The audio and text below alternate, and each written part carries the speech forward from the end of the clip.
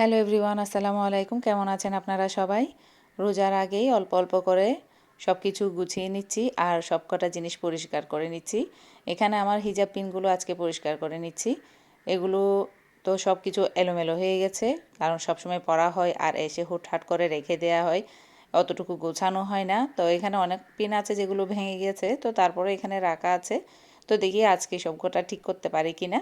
আর প্রত্যেকটা জিনিস বা প্রত্যেকটা বক্সকে গুছিয়ে নিব, পরিষ্কার করে নিব একসাথে। আর এখানে এমন অনেক আছে যেগুলো একবারও ইউজ করিনি, তো সব কটাকে সুন্দর করে গুছিয়ে নিব আজকে বসে।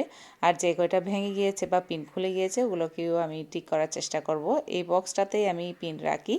তো এটাকে আজকে ভালো করে একেবারে সাবান দিয়ে পরিষ্কার করে মুছে পরিষ্কার করে নিলাম। এখন একেবারেই পরিষ্কার হয়ে গিয়েছে।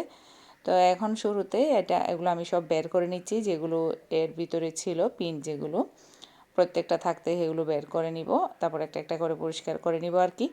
আসলে এগুলো তো সব সময় করা হয় না, ছোটোখাটো জিনিস, পিনের জিনিসগুলো বিশেষ করে হুট করে বাইরে যাওয়ার সময় পরা হয়, আবার আসার সময় আসলে তখন খুলে রেখে দেওয়া হয়। তো আজকে একেবারে সব কটা জিনিস ভালো করে পরিষ্কার করে গুছিয়ে রাখবো, ঠিক করলাম। তো রোজাও যেহেতু চলে আসছে, এই তো আমার গোছানো শেষ। এখানে আমি অনেক কয়টা পিন ঠিক করছি, গ্লু গান দিয়ে সুন্দর করে লাগিয়ে দিছি, আবার আগের মতো হয়ে গিয়েছে। তো এখানে যেগুলো আমি আমার একটু এক্সক্লুসিভ আর কি, তো ওগুলোকে আমি এক জায়গায় রেখে দিলাম। আর যেগুলো আমি নর্মাল সবসময় ইউজ করব ওগুলোকে আমি অন্য জায়গায় রাখছি। তো আবার এগুলো আমি ফেলে দিব। তারপর যেগুলো একেবারে ইউজ করা হয়নি ওগুলোকেও রাখছি অন্য একটা বক্সে। তো এভাবে করে আলাদা আলাদা করে সব কটা আমি রেখে দিয়েছি। তো আসলে ঘরের কাজের তো আসলে শেষ নেই, প্রতিদিন একটা একটা কর্নার যদি পরিষ্কার করা শুরু করি তাহলে অনেক দিনই লাগে। তো অল্প অল্প ছোটোখাটো জিনিসগুলোতে আসলে হাত দেওয়া যায় না, তো আমি আজকে ছোটোখাটো জিনিস থেকেই শুরু করলাম। তো ঘরের তো আসলে বলতে গেলে প্রত্যেকটা কাজই আসলে প্রতিদিনই করা হয়। একদিন যদি ঘরের কাজ রেখে দিই তাহলে তো মনে হয় যেন আকাশ সমান কাজ, পাহাড় সমান কাজ থেকে গেছে। তো এই আর কি।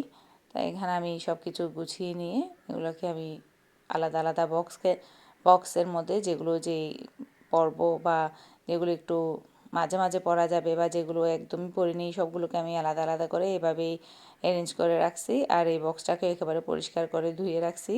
এখানে হচ্ছে আমার সব ফিঙ্গার রিংগুলো এই এক জায়গাতে রাখলাম, ফিঙ্গারিংগুলো এক জায়গাতে রাখছি। এগুলো খুবই এলোমেলো হয়েছিল, তো এখান থেকেও একটা ভেঙে গেছিলো, ওটাকে আবার আমি গ্লো গান দিয়ে ঠিক করে নিছি ফিঙ্গারিং।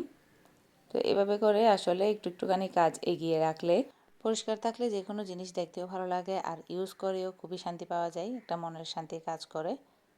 অনেক দিন ধরে চেষ্টা করছিলাম এই হিজাব পিনগুলো, ফিঙ্গারিংগুলো ঠিক করব, তো আজকে এইটা করা হয়ে গেল।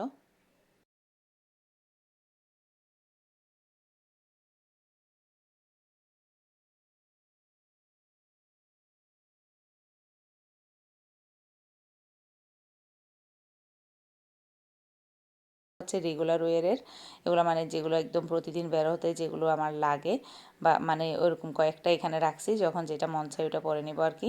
মানে যে রেগুলার ওয়ারের জন্য রোজাতে তো আসলে অনেক কাজ থাকে, আর পাশাপাশি ইবাদত বন্দেগীও একটু বেশি করা হয়।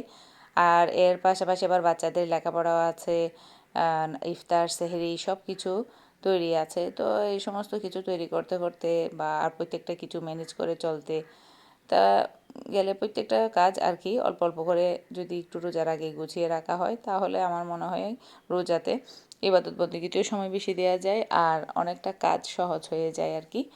তো ঘর গোছানোর কাজ অল্প অল্প করে টুকটুক করে আস্তে আস্তে অনেক কিছুই অনেকটাই শেষ হয়ে গেছে, তারপরে অনেক কাজই বাকি আছে। তো আস্তে আস্তে সব কিছু করে নিব ইনশাল্লাহ।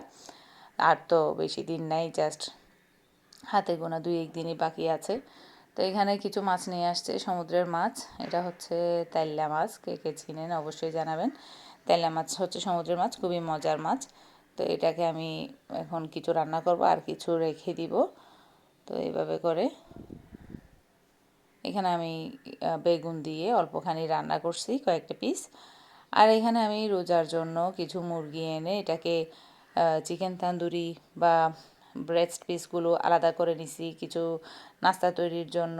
আর কলিজা ঘিলাগুলো আলাদা করে নিছি, আর ঘাড় আর পাখনাগুলো আলাদা করে নিছি। এভাবে করে নিয়ে আমি সবসময় করে রাখি।